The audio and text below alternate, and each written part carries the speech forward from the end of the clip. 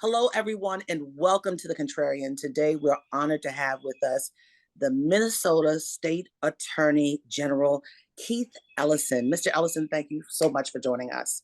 I'm so honored to be with you, April Ryan, renowned journalist. You've done such a remarkable job to help Americans know what's going on. Thank you so much. Well, thank you. And you have worn so many hats in your lifetime, and I'm sure more hats are coming. But I want to talk to you about the hat that you're currently wearing as the Attorney General for the state of Minnesota and looking back 5 years ago um, to the George Floyd death. Today, where do we stand in this moment? What were your hopes? What were your desires, and what didn't you see that you wanted to see happen? Well, April, to be very candid, we have a mixed bag. On the one, I mean, it's some people often emphasize the negative, but there are some positives to talk about. I mean, like in a lot of state legislators and cities, you had some real good things that happened. In the city of Baltimore, they passed Mm, an ordinance that was positive in the aftermath of Freddie Gray. In the city of Buffalo, New York, you had a thing where they passed something called Carriel's law, which is that if you're a police officer and you see wrongdoing, you must report it. It is a duty and obligation of the job. Black female police officer got fired over this very principle because she reported wrongdoing and paid for it. But so that got passed in the state of Minnesota. We passed a suite of laws banning things like no-knock warrants, high-speed chases. We reformed the police officer standards and training board to give them some real teeth to stop misconduct. We got some leadership in the police department that's really enlightened. Our Minneapolis Police Department is just is has expanded so that we now have a Department of Public Safety, which includes youth violence prevention, police department, health department, 911. And so it's much more coordinated than it used to be. So there are good, I mean, the state of Colorado reformed qualified immunity. So I know that in the world we're in, politicians and journalists, April, everybody wants to say everything sucks and nothing has changed. But some mm. good things have changed and have for the better. On the other hand, we never passed the George Floyd Justice and Policing Act. That's right.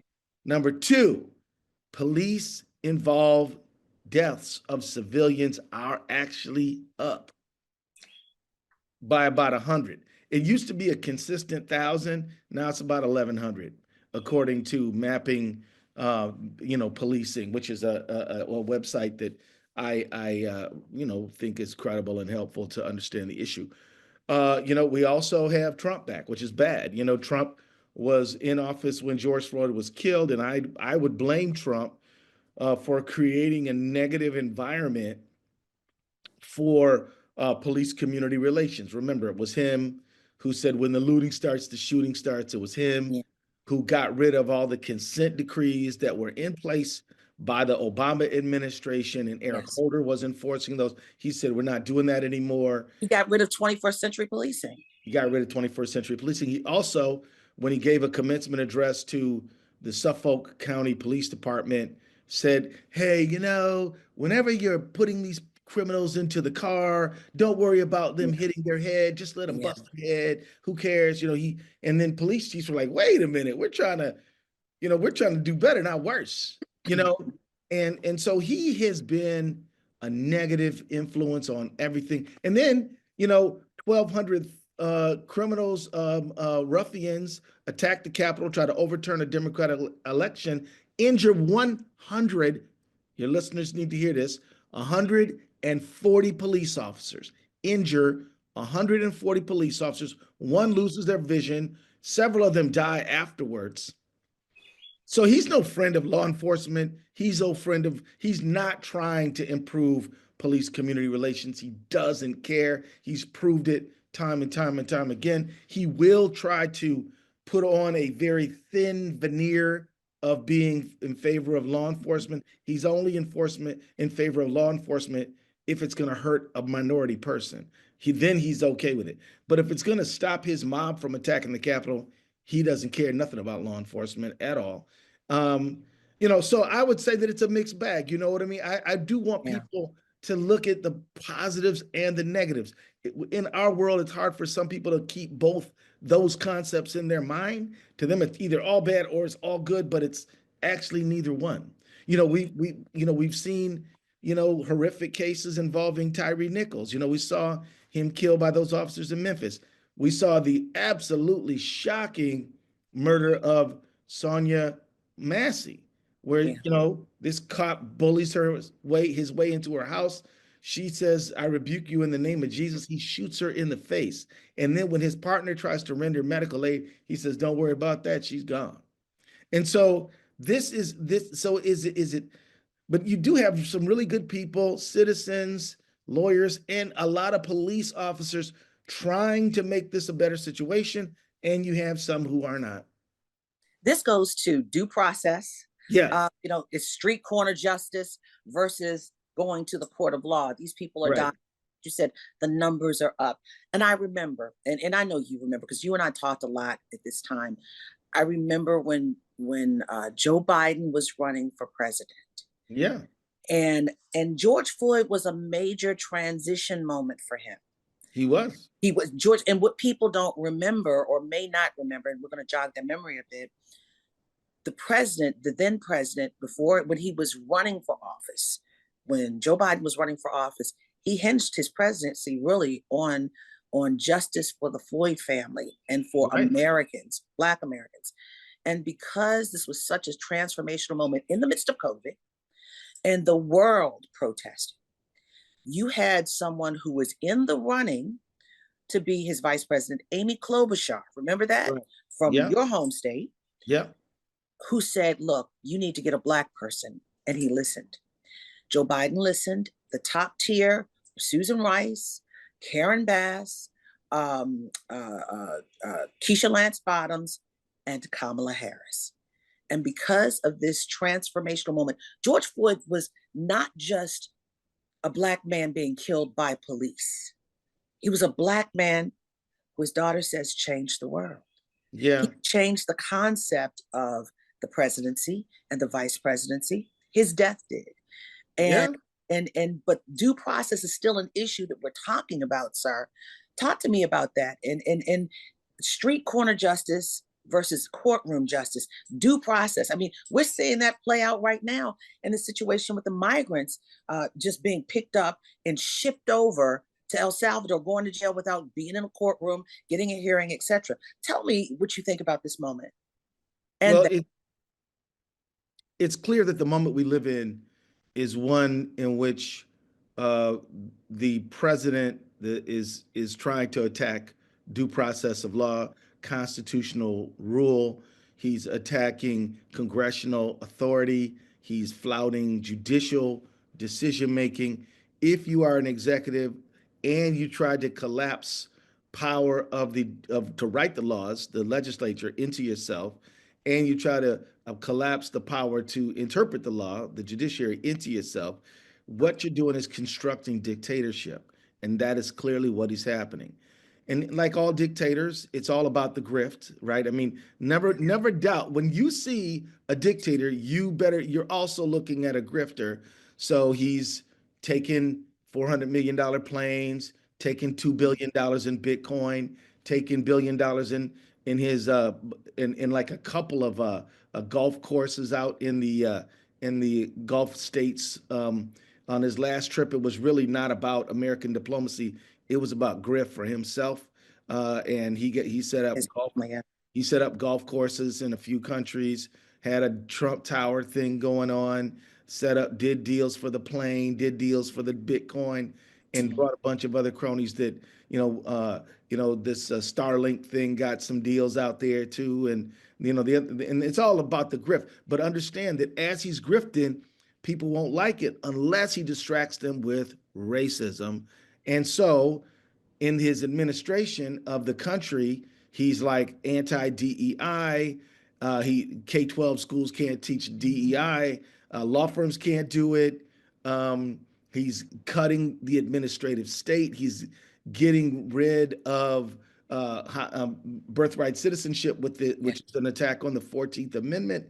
He is, and he's, but at every turn, he's pitting those of us who are born here against those who came here later. He's pitting us, those who are black and brown, against those who are white. He's pitting those of us who are in the urban areas against the people in the rural. He's pitting the men against the women. He's pitting those of us who are straight against those who are LGBTQ. He's pitting even the LGBT, no, LGB and all the straight people plus the LGB, all against the T, right? Mm. So he's Yeah. persecuting transgender people, Yeah. and he's pitting religious groups against each other. I mean, Yeah. he's just an. If you want to look for a way where he's dividing people, he is absolutely doing it because that's what we need to focus on so he can grift, right? But don't ever forget the grift is the game. Yeah. And the other stuff, he just does it for fun, like So, it's people against each other. right. So you're bringing up so much that we saw in the first term of Donald Trump, Oh but yeah, it's on steroids by a million now in the second term, the other. And for all intents and purposes, you and I both sitting here are the other. I'm a black woman in America. You're a black man who happens to be Muslim, right? yep, yep. Yeah. What does that, and let's get a little personal with that, because I mean, people have already seen my situation and we've heard about yours, but how did it play out for you 5 years ago? And how does it play out for you today? I mean, is it personal or is it business or both? Well, it's got to be both, right? Mm, I mean, look, if you cut yourself badly or get in a car accident, do you want somebody on the scene who really, really, really, really cares, but has no idea about how to save your life? No, you want somebody who knows the business and who cares. You want both. So I'm both. And so, I'll never forget, I'm an early riser, as you know, you noted to your audience, I am Muslim, it's true. And I get up for something called Fajr prayer. Everybody who's Muslim knows it. If you live with a Muslim, you know it. And we get up early, we do these early morning prayers. And so my clock is set to like 4:45. wow. So, well, it's you do it enough, it's not a big deal. And so I my clock goes off. I see my phone and the face of it's lit up. And a staff member of mine, says, "You must watch this video, like now." So I turn it, so I push the button and I start watching it. And what I watched was horrific. It was shocking. And it wasn't shocking because I haven't seen shocking things. I've seen plenty of shocking things. I've seen more than my fair share of shocking things. But this nonetheless shocked me because here's the reason why, April. A lot of times when you have a shooting, it happens quickly. Yes. Boom, over, and the person's dead. Sonia Massey, it was offensive, but it was quick. Yes. Adam Toledo, who was shot in Chicago, it was horrific, but it was quick. Unfolded over 10 slow minutes. We watched him die and we heard him groan. We heard him Right. call out for his mother. Mama, I can't breathe. I can't breathe. And she's dead. Right. And so he's seeing something we don't see, maybe. Yeah. And so, but then his voice goes silent. And then the people assembled there who were doing nothing but just going to the store. They didn't know George Floyd. They're yelling, "Get off of him, take his pulse. What are you doing? Why are you doing this to him?" How many officers were on him? It wasn't just Derek Chauvin on his neck. Well, It was, actually, I would submit to you that yes, Derek Chauvin killed George Floyd, but the other ones too. but Yeah. J. Alexander King is just as responsible Yes. for inflicting the mechanism of death. Suffocating him with the knee on his back. Pushing Right, him down. Yes. right, right. And then you had Thomas Lane who held his legs. So when you see the autopsy photographs of George Floyd, he has these scrapes on his face. Why? Because his arms were handcuffed behind his back. A 180-pound man plus a belt of about, them belts weigh good, 25 pounds. So, you got 100, 200 pounds on his back. You got Chauvin on his neck, who was the senior officer. And then you have Thomas holding his legs so he can't really twist. And so the abrasion on his face, because he was trying to push his face against the concrete to push his chest up enough To to breathe. breathe. Yeah. That's why he was using his face to push his body up to breathe, and that's why he died. And some of the cynics and the people who want to dismiss and diminish the horror will say, "Oh, he had drugs on it. He died of overdose." This Mhm. is completely untrue. Yeah. It is true that he had fentanyl and meth in his system. It doesn't profit anyone to not be forthright about the facts. But just But there because, was an extra added piece to force him to push him into that area of death. They they stopped his breathing on his neck and on his back over yeah, I was what. there. I saw it. Yeah, Mhm. yeah. You I this was tried your the case. case. This was Yeah, your it's my case. case. So I saw it. So what I'm trying to say to you, before you interrupted me, was that I was is that yes, just because you have some chemicals in your body or anything doesn't mean that's what killed you. And Yeah. the Hennepin County medical examiner put out a very clear report. The cause of death was abdul restraint and neck compression. That was what it was. We also added, yes, he had some enlargement of his heart. That's not what killed him. Yes, he had some meth in his system. That's not what killed him. He even had a ganglion cyst. That's not what killed him. Mm. What killed him is the knee on the neck. The man was playing basketball that morning, walking across the street, healthy, able to recount his name, his telephone number, who he was, where he was, everything. And they throw him on the ground and get on top of him and stop him from breathing for 10 minutes. And then one of us say, they even try to say it was the exhaust from the police vehicle. So they're coming up with, they're just throwing crap on the wall after a while. Mm. Over again, over the alleged counterfeit $20 bill that he never got a chance to go to court and fight against. May I please tell you something about that? Please tell me. Please tell me. I've seen that $20 bill. There was two 20s. A friend of his who loaned him the car said, "Hey, look, it's Memorial Day. Get something to grill. Here's 40 bucks." That's the true story. He didn't know where them 20s came from. Mm. And then I looked at those 20s and I would have thought those were good 20s. You had to be trained. I mean, if you work in retail, and I don't work in retail. I haven't worked in retail since I was a teenager. But they'll teach you how to look at these bills across through the light to find, and you've got to have certain things there, and if they're not there, there's a fake. Yeah. And so that's how come the kid knew it was a fake. But to the average person who has never been trained in spotting a fake, they don't know. And the store only called the police because they wanted to figure out who's distributing bad 20s. They didn't want George Floyd to get mishandled, beat up, and hurt like that. They thought they were going to be sensible and say, "Where'd you get these 20s from, Mr. Floyd? Do you know the source of them? We want to trace back who the counterfeiter might be." Very legitimate things. So they even shocked the store I'm talking about with their behavior, right? Yeah. But you know what? I'm gonna tell you this, April. From Jump Street, Tao, who was the one who was keeping guard, he didn't touch Floyd. He kept Mhm. guard on to let the other ones of them do it. He kept saying, "Oh, this is Blood's territory. This is Blood's territory." And I'm like, the grandmas, they live here. The little kids, they live here. So you just label this community Blood's territory, and then it's open season on whoever lives there. And that's really sad. And then I mean, 5 years ago, it was traumatizing to witness and to hear. My child kept telling me, "Mommy, you got to look." And I just couldn't because it was so painful. And then I finally saw it.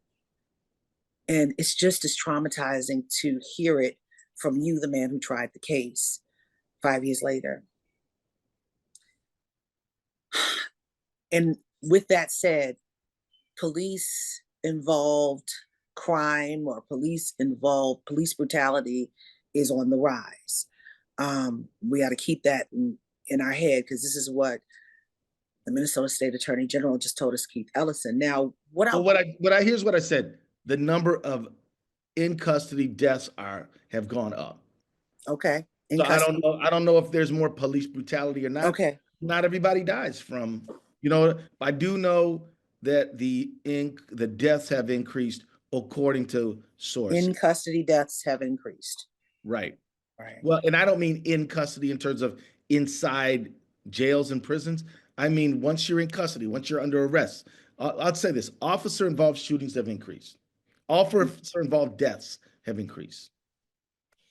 And I'll just give you a source just so that you and I don't have to, like, Deal with deal with people saying, that. where did he get it from? Yes, tell us. Yeah. So, um, I got it right. I got to look it up real quick. It's called Mapping Police Violence, and the website on it is, um, uh, of course, https://mappingpoliceviolence.org. Mappingpoliceviolence.org. Thank you. And in the short time that we have left, we touched on it, but the rule of law in this moment.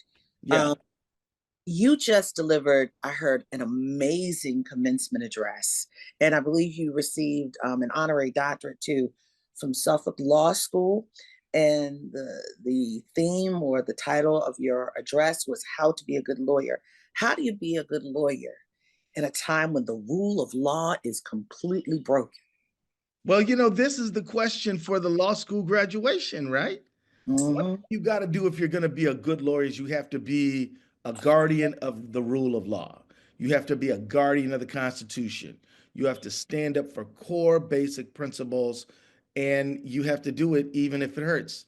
So we've had some brave law firms like Jenner and Block, Perkins and Coie, and others who have told Donald Trump, if you try to bar us from the DOJ buildings and revoke our security clearances because we represent people who you don't like, we will take you to court. We will fight you. And they have won. Other law firms, Skadden Arps and Paul Weiss, they have Mm-hmm. knuckled under and capitulated. And that is embarrassing for them, but it's worrisome for their clients, because here's the problem. If Paul Weiss is representing me, and they have a duty of loyalty to me, they have a duty of zealous representation to Yeah. me because they're Yeah. my lawyer. Mm-hmm. Now all of a sudden their new master is Donald Trump. What if he doesn't like me? Are they going to misserve me? Are they going to let me go as a client? Are they going to keep my money but then give me less service so they don't offend Donald J. Trump? I mean, they have put themselves in an impossible position. And and look, today is 2025. One day it'll be 2035. And I want my grandkids to be like, well, Grandpa, I don't have any grandkids yet. I'm just talking to you, my kids. Um, but I want my grandkids, when they arrive, to say, Grandpa, what did you do when that man Donald Trump was attacking democracy 10 years ago? Mm. And I want to be able to say, we stood up for democracy. We fought back. But there's going to be a lot of people who are going to say, well, it was really complicated. No, it wasn't. It wasn't. But wait a minute. Wrong's wrong, right's right. But when you're threatened with jail, Then you go to jail. What did Mandela do? What did John Lewis do? What did Martin Luther King went to jail all 30 right, times? all right. What did Rosa Parks do? Right? We're all threatened with jail. April, you are doing a First Amendment service. I hope people Yeah, understand yeah, what April Ryan is doing. To be a journalist in a moment when the head of state, the most powerful person in the world, allied with the richest person in the world, is purveying lies, yep. threatening CNN, threatening MSNBC, threatening ABC, CBS, all of them. all of them, threatening PBS and NPR, Yes. threatening um, our museums and our libraries. Yes. It is an act of great patriotism, Madam Ryan, for you to be pumping out the truth in a time of lies. This is, and I hope people understand how lucky they are to have you. What I'm saying is that one day we're going to look back on this moment and we're going to ask ourselves. I mean, we ask us who resisted Hitler, who resisted Mussolini, who Yeah. resisted Franco, who resisted these people. Yeah, well, some of us going to be arrested. That's for sure. In fact, we had a judge arrested in Milwaukee. Ross Barack arrested for doing his job as mayor. We now have And the New Jersey a New Jersey Congresswoman. congresswoman now charged with assault. They are coming at us, y'all. You better know this. And anybody who's like, "Oh, it's not really that bad," are you kidding me? When a conservative judge like John Roberts has to publicly rebuke the president for his verbal assaults on the judiciary, we got a problem, friends. Yeah. We got a problem. When he's And when threatening you the and last licenses, I'm sorry. go ahead and finish what you were When he's saying. threatening the FCC licenses of broadcasters. That's This is not democracy. This is a sick maniac who is a grifter. Don't forget about the grift. Whenever you see the racism and the distraction, look for the grift, because that's what they're doing. And there you go. well, lastly, as we talk about who resisted, another hat that you've worn, you were a congressperson, but you I a was. Democratic congressperson, I and that's was. where I first met you in Congress. And then you became the head of the Democratic Party, you and Tom Perez. Well, yeah, I was the deputy. He was the chair. So Yeah, both we were still there you would. together. Yeah. So you would head of the DNC. The DNC then is not the DNC, or the Democratic Party then is not the Democratic Party now. Are they resisting what? Who? I mean, what is going on? Well, I'm going to say that they're doing their best, and I'm going to give them credit for a good effort. But we need more coordination. We need more direct public engagement. We need more deep storytelling. Now, what I mean by that is that people don't know how the Democratic Party of today converted from the Southern Segregationist Party Right. to the Party of Civil Rights. But Yeah. that happened. We've got to tell that story so that people know it. How did we ever get Social Security? Democratic Party. How do we get the minimum wage? How do we get fair labor standards? How do we get the right to organize? How do we get Medicaid? How do we get Medicare? How did we get a woman's right to choose? How these things are democratic things. And Yeah. so the world's better because of Democrats, and yet Democrats have better find their footing and be able to tell a robust, clearer story. And because look, the people know that we're for the workers. They know that what we're for. Here's what they don't know: whether we believe it, right? If you go interview 500 randomly sampled people and you say, who's for the big business and who's for the workers, who's for the environment and who doesn't care about pollution, people will give you the right answer. But then they'll say, well, are the Democrats really willing to throw down for their beliefs? That's when you're going to have trouble. And so I'd say stand firm, show people you really mean what you say, and you will win elections. But if you back down every time, if you chicken out, if you're scared to speak up, if you're scared to be arrested, then you can't be leader. You can't be the leader if you're scared. If you're scared of that man's jail cell or his cuffs. I ain't hardly scared of it. And neither is the Congresswoman, neither is Ross Baraka, neither is Bonnie Watson Coleman, and neither is April Ryan. So check it out. I appreciate you. And you know what? You made me think about Angela Bassett in Black Panther when T'Challa was being beaten up. She said, "Show them who you are." Right. And you have surely shown our contrarians who you are, sir. Do you have anything else you'd like to add? Any hope? Any Well, information yeah. you Well, need? let me just say that there was an article in the Atlantic. I forgot who wrote it, but Mhm. it laid out how Hitler took over Germany in 53 days. They had dictatorship. We are well beyond 53 days. We're probably in like our 110th or 11th day, maybe more than that. More than that, yeah. Yeah, we're maybe 118th. I'm not keeping track, and we're still fighting this guy. Just the other day, less than a day ago, a judge ruled that Trump's takeover of the U.S. Department of Peace was unlawful and efforts by Doge to dismantle the agency are null and void. So look, April's still broadcasting. Brother Keith and the DMAGs are still suing him. We're standing up against this guy. We just need more people to hit the streets. Now, there's this thing on June 14th called No King's Day, and people are Mhm. protesting all over the country. Check it out. Be part of it. Do No not King's Day. go silently. Raise your voice, lift it up, and meet the moment. And in 10 years, tell your grandkids or your kids that you stood up for what was right.